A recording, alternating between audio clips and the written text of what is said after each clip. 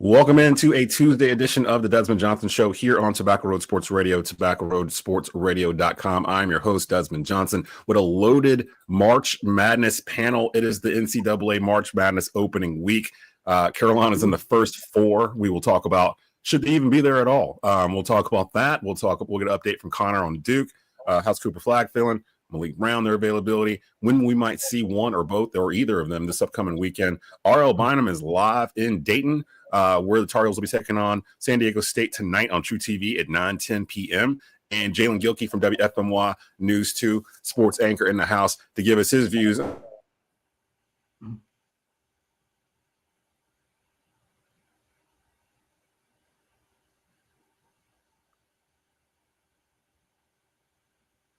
Live with Desmond Johnson, son, the live is one. Represent NC to the fullest.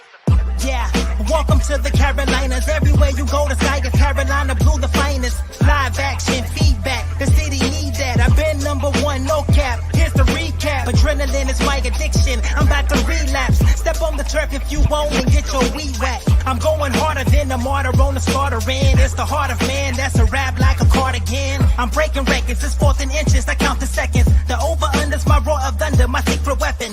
Yeah, the game is to be told. I don't break, I break modes. Follow me on Tobacco Road.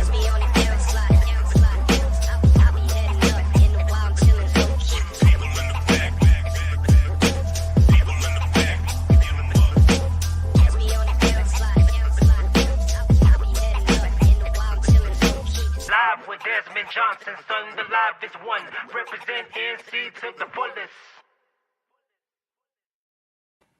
And we are in a loaded Tuesday edition of the Desmond Johnson Show, NCAA March Madness opening week edition. We got a loaded panel for you on a Tuesday to get you ready. If you haven't done your brackets yet, I don't know if they cut them off after the first four like they used to do, or if it's before the first four now. Like, you got to get your bracket in today. I'm not sure. Get your bracket in today. We're going to try to help you out a little bit with that.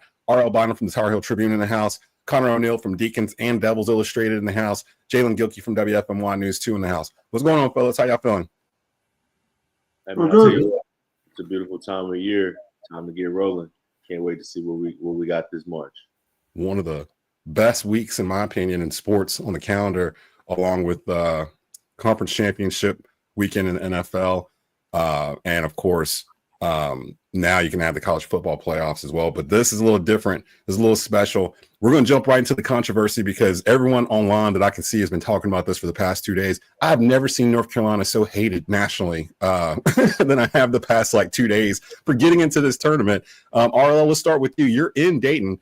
You're following the team. They're taking on San Diego State tonight in the first four for the right to advance into the tournament Friday. First, before we get into should Carolina be there, give me what you've seen from the team so far while you're in Dayton in terms of vibes and how they look. Do they look loose? Do they look nervous? How's your take from them?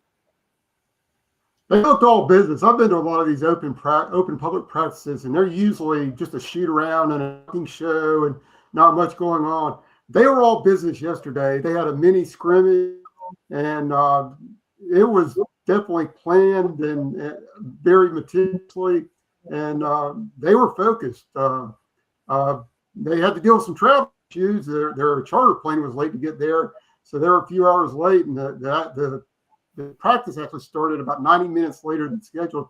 But they finally got there. But before practice, they seem loose. They seem like they're ready for a reset and a clean slate, and tried to ignore all of the noise that came before the bracket came out when everybody said they wouldn't make it, and after the bracket came out when everybody said they shouldn't have made it. So let's just start right there. Jaelen, I'm coming to you first. North Carolina, 22-13. They finished fifth in the ACC. They did finish above 500 in the ACC, which I'll get to in just a bit in regards to the other teams that have been mentioned. But do you feel that the committee got it right in terms of North Carolina getting in? And the way it sounds, North Carolina was the last team that got in, and it was based off of Memphis UAB, the AAC final on Sunday. If UAB had won that game, they would have stole a bid, and Memphis would have got the other at-large bid instead of Carolina. Your thoughts on this, watching from afar? Because I know you've seen online the past day or so, everyone, Duke fans, everyone ripping into Carolina and Bubba Cunningham for them getting in. Your thoughts on this? Should Carolina be in this tournament?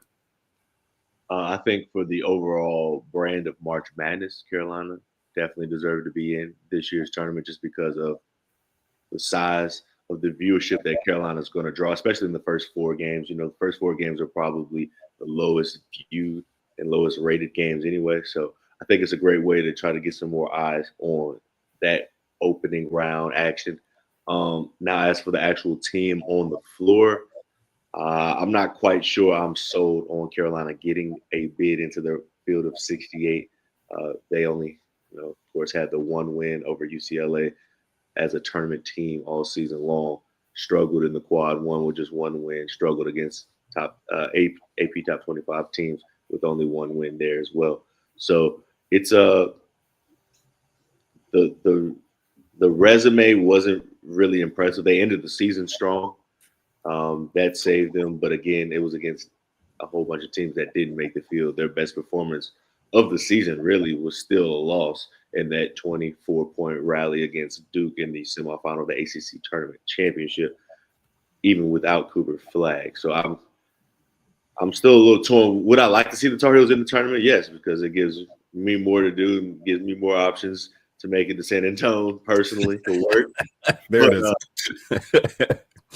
As a basketball fan, I'm not quite sure they deserve to be in over a team like Indiana or a team like West Virginia. Now, I know Carolina had more impressive tournament performances than both of those teams. But this year, those conferences are stronger than the ACC, and that's shown by the number of teams that made it to the field. So it's been a very interesting few days, I'll tell you, to say the least. RL looks like he might be having some connection difficulties in Dayton. Conor, same question for you. Did Carolina deserve to get into this tournament? Yeah, I really don't know if I have much more to add than Jaelen put there. I know at the end of the day, it's a television show, and you're trying to draw eyeballs. A whole lot of people tonight are going to be searching for where True TV is on their guides or wherever they get their TV these days. But I don't know, man. I think it was actually 2 wins over NCAA tournament teams, and one of them was a 52-point win over American when they scored 9 points in the second half, and that's not exactly moving the needle in terms of being an impressive win over a tournament team. So, look, I mean, I watched a little bit of Virginia. It was early in the season. I think I actually watched them when they had Tucker DeVries, and he hasn't played for the last 3 quarters of the year. And that's the confusing part to me once you dig into it, is the committee saying that Tucker DeVries being out docked West Virginia when they had some of their best wins, or maybe their best wins of the season, when he wasn't playing. So who cares if he's not there or not? Like, that shouldn't matter at all. It matters if Duke were to come out and give an update on Cooper Flag that he wouldn't be in the tournament, then yeah, dock them because they played 32 games with him. But bringing up a guy that's missed the last 3 quarters of the year, come on. Yeah, I'm a little irritated with I guess it's a state legislator in West Virginia threatening to sue the NCAA because West Virginia didn't get in, yada yada yada yada. That's just politicians that want to pick every single fight to score voting points. Yeah, and it's dumb because it's not going to happen. And Carolina's going to play tonight, and West Virginia is not. And I look at it like this. I saw a number of different views on this. I think RL's back with us. Yeah, there he goes. I saw a number of different views on this, and here's my take of it. Of course, everybody here on this panel knows I'm a Carolina fan, so they know I'm coming in here with a biased. Yes, we deserve to be there. That's fine. They're the only ones out of this group, Xavier, Texas, Indiana, that had a above 500 record in their conference. Like West Virginia had a sub 500 record. So did Indiana. So did Texas. I mean, I know they had some quad 1 wins, but all those teams had a lot of opportunities in conference to get those wins during the season. Carolina did not. They only had like 3 or 4 opportunities to get a quad 1 win once the conference started. And Carolina had the 4th hardest strength of schedule non-conference in the whole country. Like Jay Billis said it yesterday. Yes, they did not win a lot of those games, but you still get rewarded for scheduling those games. And they scheduled, 10, 11 games and played the top seeds in this tournament. They played Alabama. They played Auburn. They played Michigan State to overtime in December. They played, who am I missing? They played a number of these teams in the beginning of the season. So I remember thinking, man, they're playing a really tough schedule. Like these teams are really, really good, and we don't know who we are yet. This Carolina team is different. They're not supposed to rate them, what have you done for me lately? It's supposed to be the entire body of work. But I think clearly the committee looked at how Carolina played over the past, 3-4 weeks of the season and noticed that they were, yes, one of the hotter teams in the country. They won 8 of their past 10. The 2 that they lost were to Duke. And to be honest, they probably weren't going to lose that game on Friday night, if not for the missed free throws and the lane violation. They walked them down from a 24-point margin in the second half. So, I mean, I think the committee looked at all that and thought, like everyone else said too, hey, might be more people watching this in the first 4 if North Carolina's in it at 9 o'clock as opposed to West Virginia or Indiana at 9 o'clock on True TV. And to answer your question, just go to Max. Max has all this now. They used to have the March Madness app that you could use on your phone or whatever, or a tablet. They got rid of all that. When they made HBO Go or whatever into Max, they basically shoved TNT and True TV and all that stuff into the same thing. So now you can just, if you have a Max subscription, just go there. You can watch all the games except for the ones on CBS. You'll need an over-air antenna or cable or whatever, because those are going to still be on CBS. So you still be able to access all these games. RL, I'll ask you, you're following the team. Should Carolina be there? You followed them all year. Do you feel like the committee got it right in terms of Carolina making this tournament? It's hard to say. What you have to consider is up until this season, the committee didn't consider wins above bubble, WAB. That was a new metric. And basically, it's how well you did against your schedule against the average bubble team versus the average bubble team. And they were well ahead of the other teams that they were competing against. And that's a results-oriented metric as opposed to the net, which is more of a predictive metric. And that may have helped Carolina. But I'll tell you what, John Rothstein's working the True TV broadcast. And after he called UNC making the field and miscarriage of justice, it was mighty interesting to see him over chatting with Bubba Cunningham in the arena last night. I only wish I could have heard the conversation. That might have been very interesting. But yeah, I didn't think they were going to get in. I only wrote a story ahead of time thinking that they wouldn't get in, and I had a massive rewrite when the bracket was announced. So I was surprised. I was surprised, and a lot of people were surprised. I don't know if I was surprised. I think I was nervous. That's what the best word to use. A lot of your argument was based off of what ifs, though, buddy. You know what I'm saying? Like, what if they come back and complete the comeback, and what if they win this game, and how they looked against these teams? They still lost all of these games. You know what I'm saying? Like, yeah, a lot of these games against, I know the game against Florida, they were down 20 plus points, and a lot of those higher seeded teams that they played against, they were down double digits early and then had a furious comeback and cut that lead down. Being an inconsistent team and being a team that can rally when, a top tier team kind of lets their guard down and is trying to close out a game instead of running through the tape. You don't get points for that, in my opinion, for cutting down 20-point leads and then drats. We lost it right there at the end. We were right in. That doesn't show me signs of you being a good team or a quality team. Well, that wasn't the main reason why I said they got in. That was the last thing I said. All the other stuff. That was kind of a multiple point thing. Yeah. I know you mentioned the Duke game specifically, but a lot of those games that they played against those top 25 teams, especially early in the season, in those non-conference games, they all followed the same script.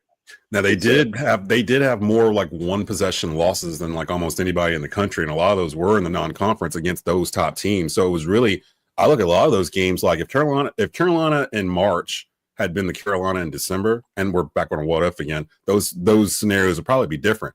But again, this is the thing that bothers me with the national media or just national pundits or people on Twitter talking about they shouldn't be in. It's not like Carolina's a 3 seed. Carolina's in the play-in. They're literally like 8 years ago, whenever we didn't have 68 teams, they would not be in this tournament. They wouldn't be here. Like there would be 64 teams. So it's not like we're saying not only is Carolina in, but they got a high seed and yada, yada, yada. More people should be upset with Xavier getting in than Carolina. Like if you put their resumes up side by side, Xavier only has one quad win too. Like why is no one complaining about Xavier being in the NCAA tournament? It's brand name. They're mad at Carolina. They see Bubba Cunningham as the head of the committee. They put 2 and 2 together. They see you got a bonus for them getting in. They're like, oh, they shoved them in there. I don't think that's the case. I really do feel like they put in Carolina because A, they're going to draw eyeballs. B, they're playing good basketball right now. And if you look at their bracket, let me ask this question to the panel. would you want to see Carolina in March right now? Regardless, you don't know which Carolina team's going to show up. Do you want to be a top seed in that bracket? Like, do you think that who is it they play Friday? It depends on what team show up. If Jalen Withers come and hit 7 threes, yeah, we don't. I'm a fan. I have no idea what shows up in Dayton tonight. I literally have no idea. I think they're going to play well because they happened the past couple of weeks and they figured out the rotation. So that was the large part of it, and they're all hitting threes. So that, but I get leery when teams get dependent on shooting threes like that because all it takes is one cold night.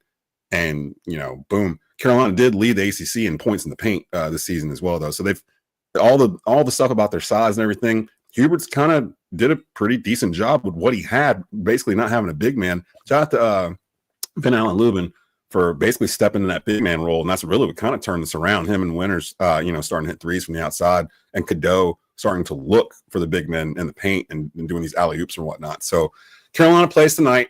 Doesn't matter. West Virginia, sorry, you're not in. So, you could have went to the NIT, but you didn't. That brings up my next question to Conor, publisher of Deacons Illustrated.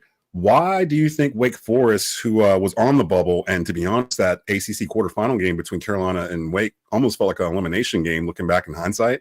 Why did Wake decide to not go to the NIT this year after they didn't go to the NCAA tournament?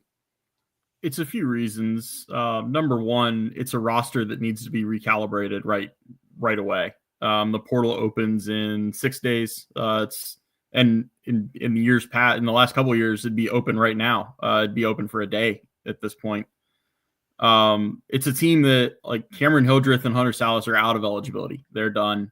Trayvon Spillers, I think, can come back even though he was a senior because he spent 2 years in JUCO.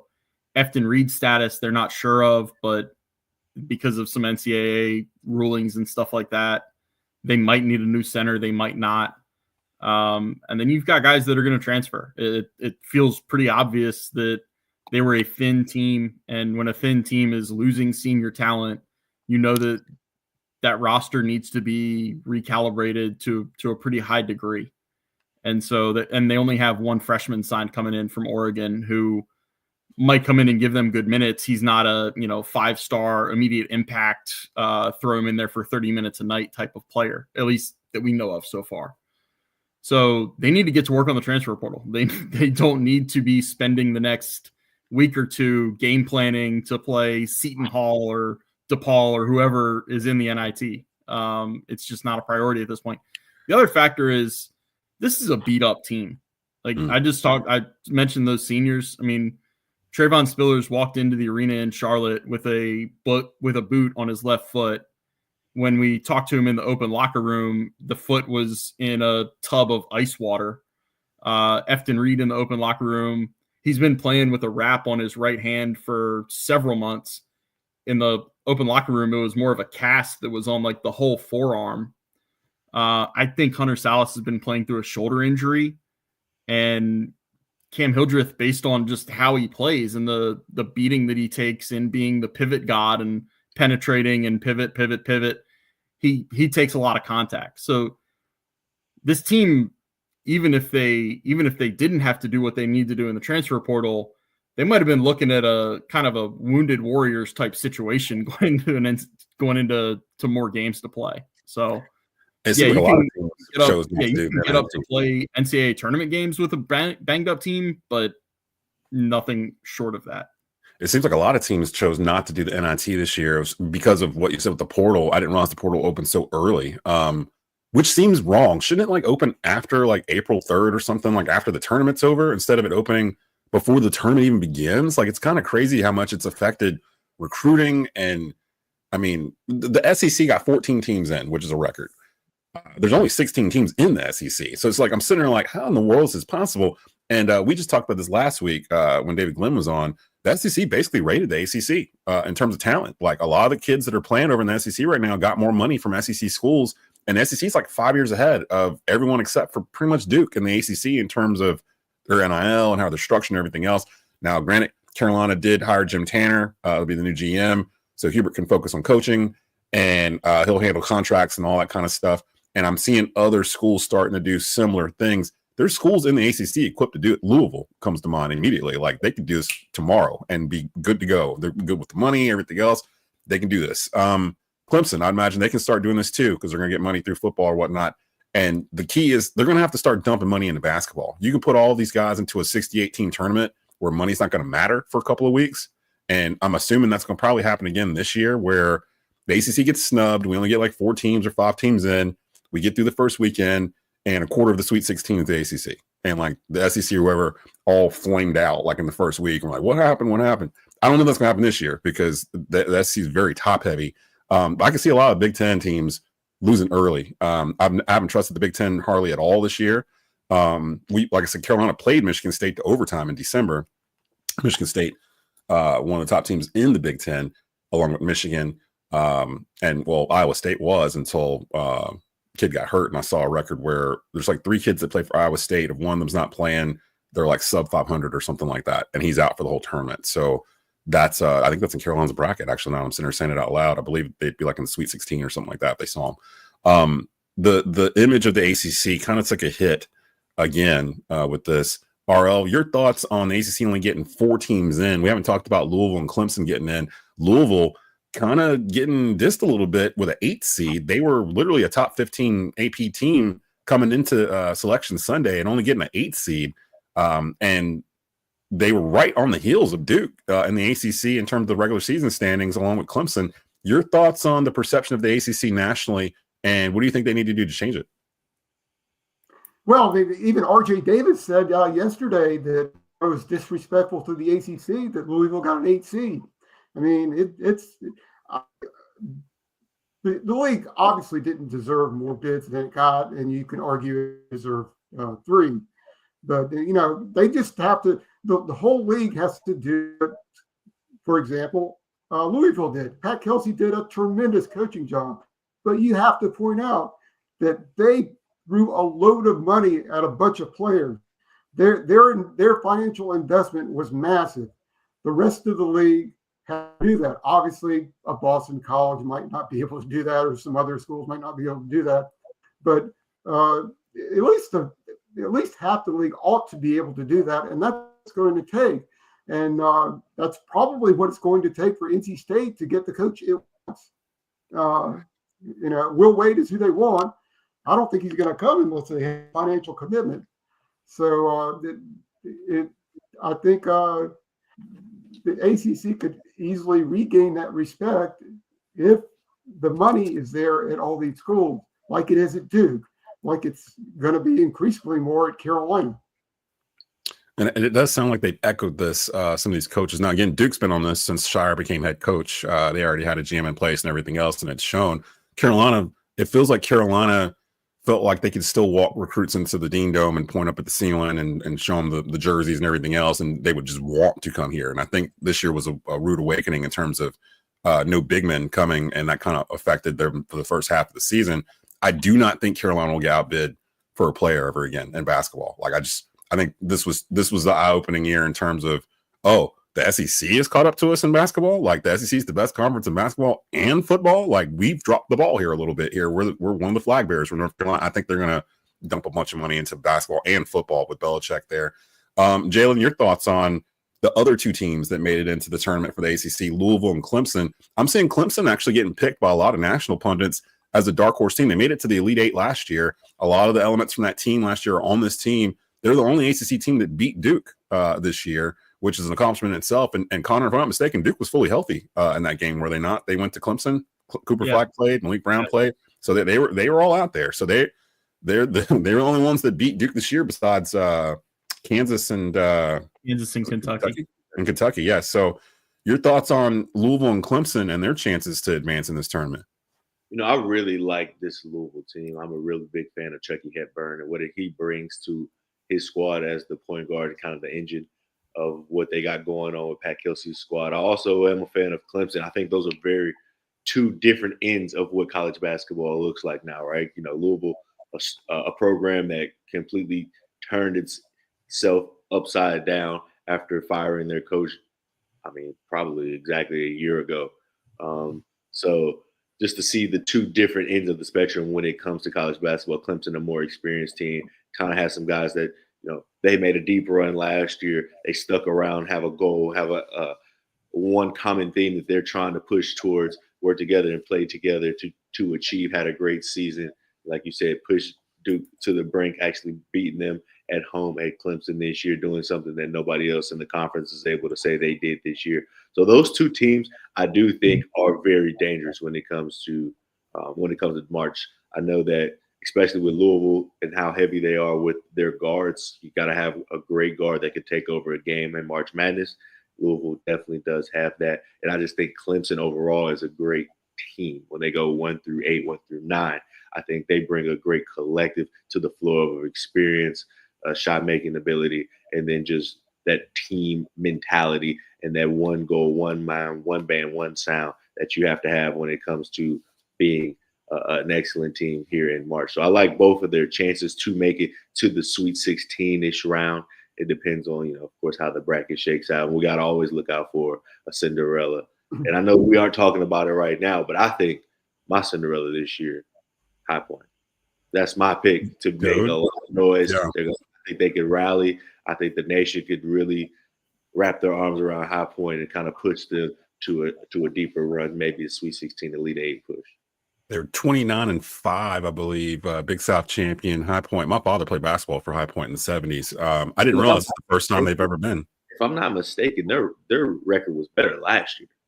I think so. Yeah. They just won the Big South tournament. Yeah. They've had 2 really great years back to back. They got a lot of the same pieces. They brought in Chase Johnson, who led the nation in 3-point shooting last year, and he is electric from deep. I mean, he lets it go.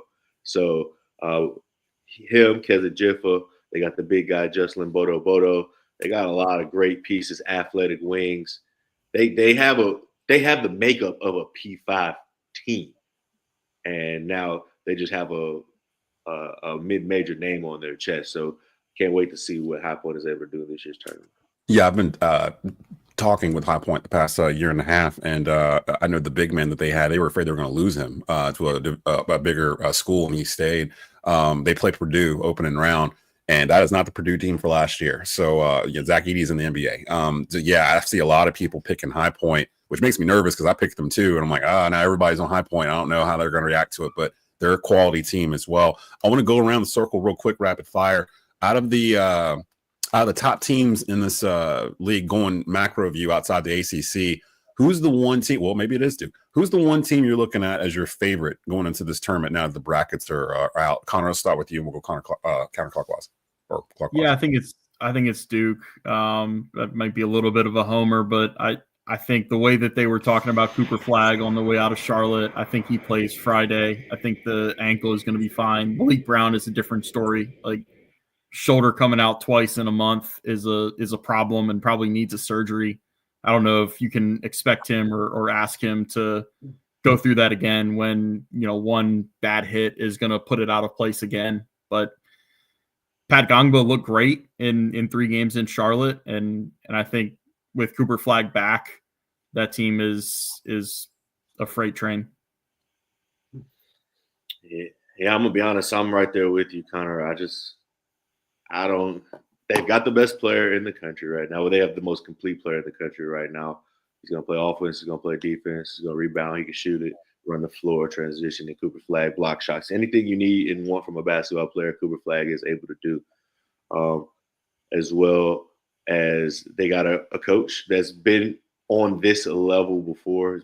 He's used to being in this situation. He's only been there, 3 years now? Yeah. Or 2 years now, 3 years now, but they're always right in it.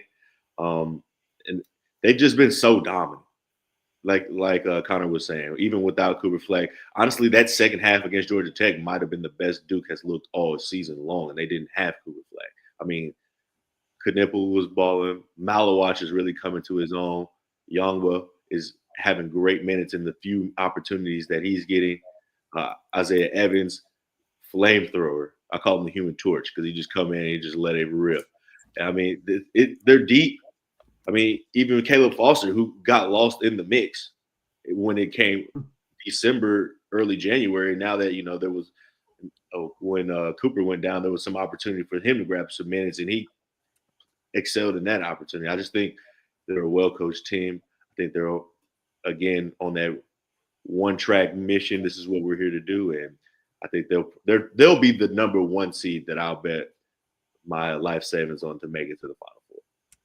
And then RL, before you go, RL, Brett Wasman saying CBS games can also be seen on Paramount Plus, both owned by parent company Viacom. I'm not sure because I thought last year you could see them on Paramount and they weren't there. I think you have to actually go to CBS to actually watch those games, but that might be an option there as well. RL, your thoughts on who's the favorite going into this?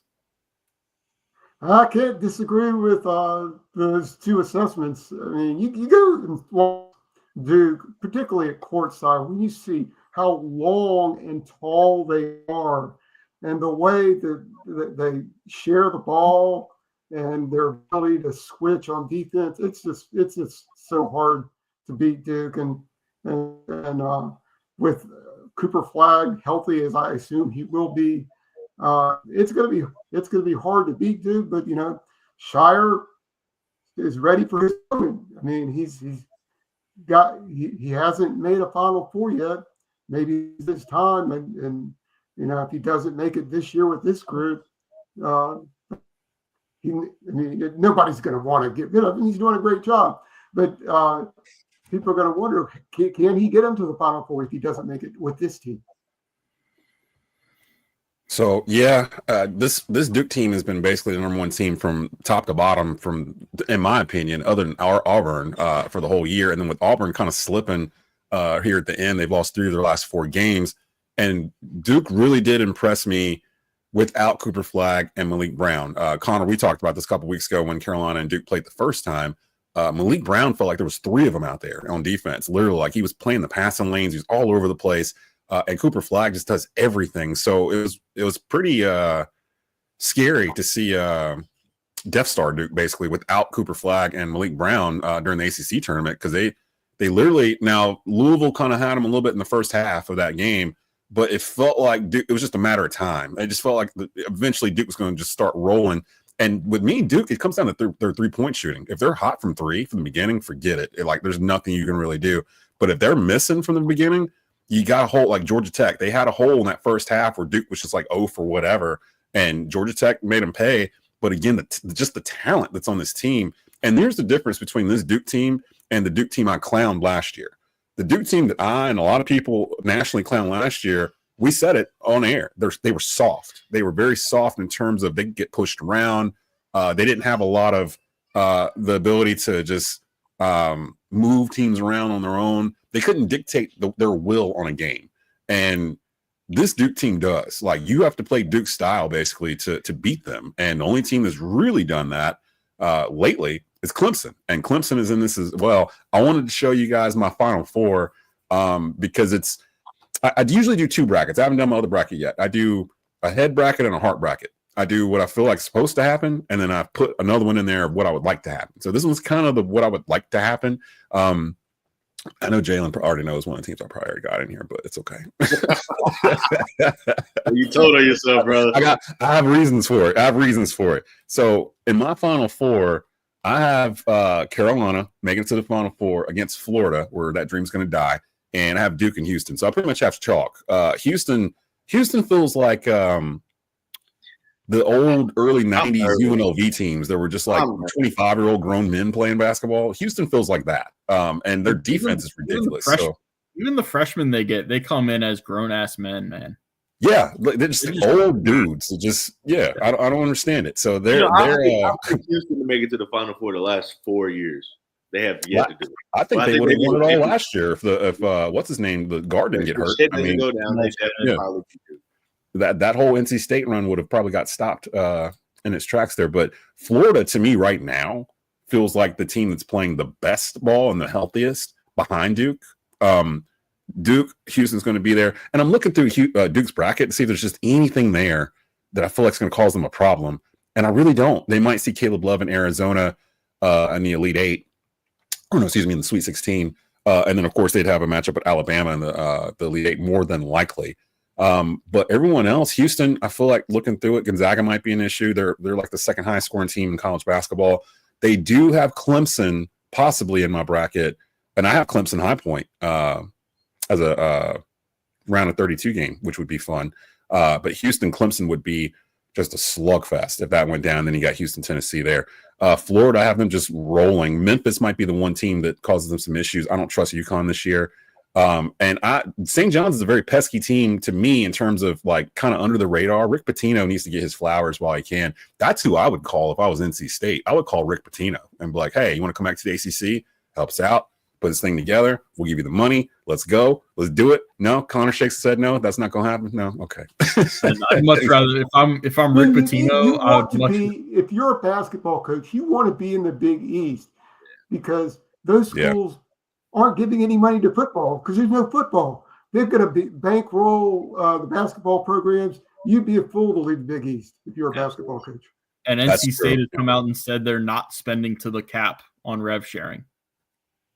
What are you doing, NC State? Like, hey, if you want to coach here, we're going to cap you. That's why there has to be this big NIL push to convince Will Wade that their boosters and their NIL funds are there because the school is not going to spend to the $20.5 million cap in rev share. So they're not going to be able to compete, pretty much. I mean, like, you're competing against Carolina Duke 8 miles down the street.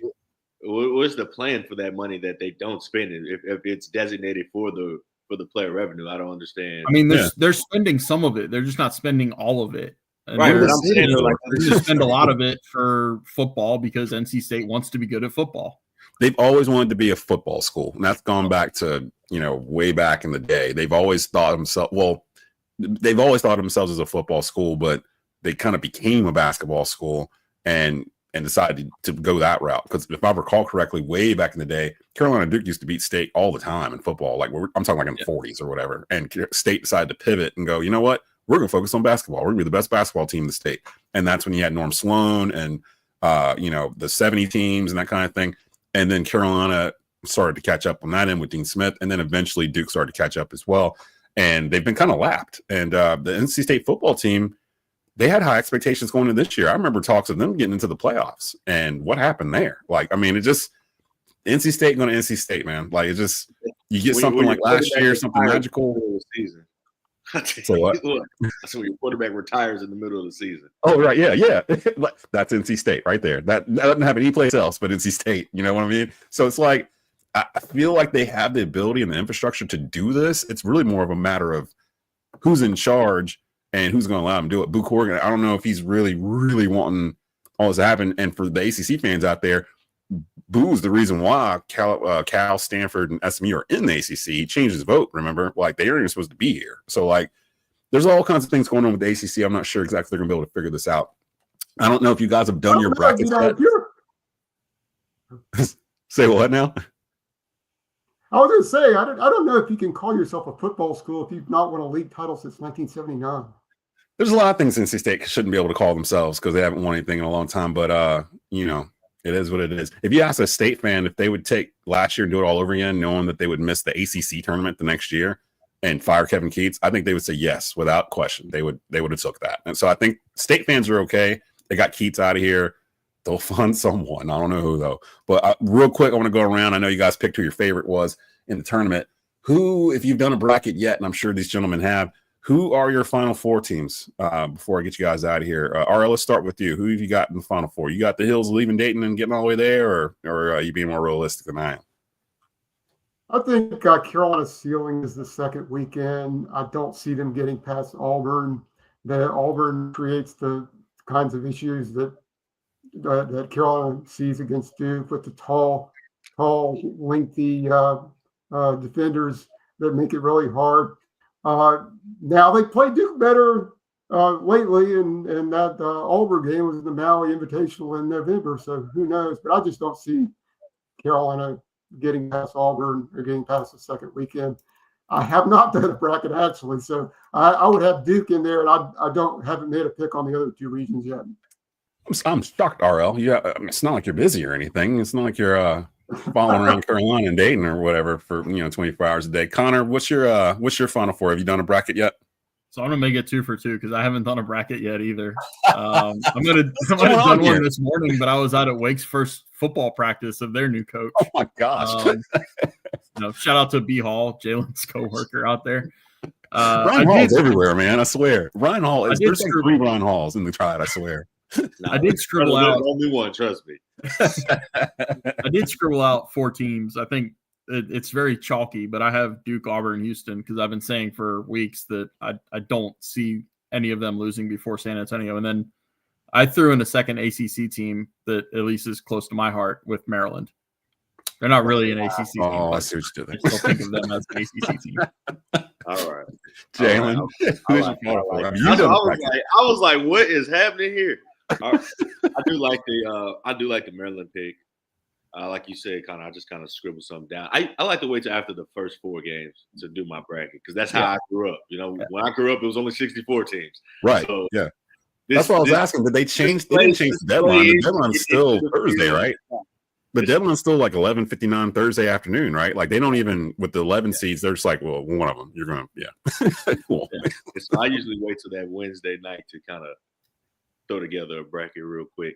But from what I'm just looking at right now, I did have St. John's and Maryland meeting in the Elite Eight.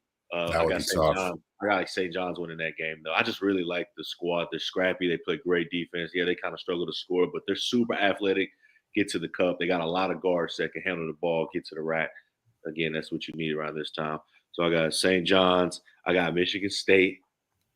Because it's just hard to go against Tom Izzo. His team's in the tournament. They're going to win some games. It feels like they're due. Yeah. Guaranteed. Yeah. And it's been a while since they made a Carolina. Yep. Yep. Very true, RL. Very true. And then on the other side, I got Duke, and I got – this is kind of where it gets dicey for me. I'm probably going to fall into this Houston trap once again for the 5th year in a row. But they got a tough bracket. Well, they do. That region here, that bottom right region, that's going to be a tough one. You got teams like Houston, Tennessee's in there, Kentucky. Clemson's the 5. Yeah, Gonzaga's the 8. I have no faith in Kentucky. And then I don't either. I don't have faith in Kentucky either. Like I haven't really. Like I said, Carolina should have beat them earlier in the year. Like I don't really. I'm trying to figure out how they beat Duke earlier this year. Like thinking back on it was Duke's 3rd game of the year and their first time on that stage. I mean, it sounds simple and it was like 17. So it's just like the balls they use matter. They used I think it was the Spalding ball down there, the ball that everybody hates. And Kentucky had practiced with it for a few days. Duke hadn't. Duke was, I think, 0 of 11 on threes in the second half and then had a bunch of defensive breakdowns because it was their 3rd game playing together. Not that Kentucky didn't have guys that were playing together that were new also, but it was new young guys playing together for Duke versus new but older guys playing for Kentucky because they have a bunch of transfers that meshed really well. Yeah, I feel like Kentucky's kind of a pretender. Actually, I think they might be gone by the end of the opening weekend here. Now they have Troy to open up on Friday, and then they have the winner of Texas and Xavier, and that time will be determined in the round of 32. But yeah, in that Midwest, Tennessee's the 2 seed, UCLA is in there, Clemson's the 5. We talked about High Point; they're the 13 seed. They've won 29 games. Houston's the 1 seed. Gonzaga, like I said earlier, is the 2nd highest scoring team in college basketball. They're the 8 seed in that bracket. That one's tough. And then as I look over to the West, there's some teams in there that I don't trust, like Kansas. Kansas kind of. I don't know what happened to Kansas towards the end of the year. It's not built like a typical Kansas team. Although I will say kudos to the committee for setting up the bottom of that bracket where you've got Kansas, Arkansas opening round. So you've got you've got Bill Self versus John Calipari, and the winner might take on St. John's and Rick Pitino. Like it don't really get much better than that over there in that bracket. That's going to probably be their main storyline over there. But again, going back to my boys, as I scroll back over to the top and to the South, if something happens to Auburn in the South and it opens up that whole region, do not be surprised if we're sitting here next week going, why the hell is Carolina still in this tournament? Not why should they be in the tournament? Like, why are they still here? Like that could potentially happen. They can win some games over in that bracket if things fall a certain way and Carolina plays a certain way. A lot of things have to happen, but it's not 2022. I see people trying to compare it. Since you circled back to Tar Heels, yeah, I got a little something for you. Okay. It's all the top 25 teams they played this year, except for UCLA where they won that game. Yeah. Down 20 to Kansas, down 19 to Auburn, down 14 to Michigan State, down 18 to Alabama, down 17 to Florida, down 13 to Louisville, down 32 to Duke, down 26 to Clemson, down 15 to Duke. What were the finals of those games? They all 5 of them were double-digit losses still. And all those were in what, December or earlier? The Duke and not Clemson. the Clemson one. The Clemson one's the only one I could think of where they at Duke. I've kind of erased that first Duke Carolina game out of my memory. The second one either. Yeah, the second one was a little better, but the first one was just like it felt like they were playing elementary school. Down 32 points. That's why it felt better. Dude, it was the first Carolina Duke game probably in my life where at halftime I was like, do I want to watch the rest of this game? Like I literally put it on my iPad mini over on the side and watched, I think it was the World Rumble or something I turned on instead. I couldn't, because I was like, there's no way they're going to be able to come back on it. And then they did a little bit, but just. You just felt that way on Friday night in the ACC tournament. It was halftime, you're down 21 points. You said, do I want to watch the second half of this game? No, it felt different. It felt different in the ACC tournament because Flagg and Brown weren't out there. And I was like, if they can just hit some threes and just do some stops, that maybe they can get something going. Just get a little 8-0 run going. Huber, just a little 8-0 run, 9-0 run. Just let's see what happens. And that's kind of what happened. And I realized about halfway through the half, I'm like, oh, crap, they're only down by like 12 points, like 11 points. Like, let's get it in their double digits. And then they did. And I was like, let's get it to 3. And they did. And I was like, okay, this is the Carolina team I've been seeing the past couple of weeks. That first Duke Carolina game, that was the Carolina team I've been seeing for the whole year before, where it was like they get down on themselves. They don't talk to each other. Their body language is all kind of like, They feel like they're more together now than they were a month ago. Maybe RL can act with a little bit of that following the team, but the chemistry seems a little bit better than it was at the start of the year. And maybe it just took some time, but I wish you knew better.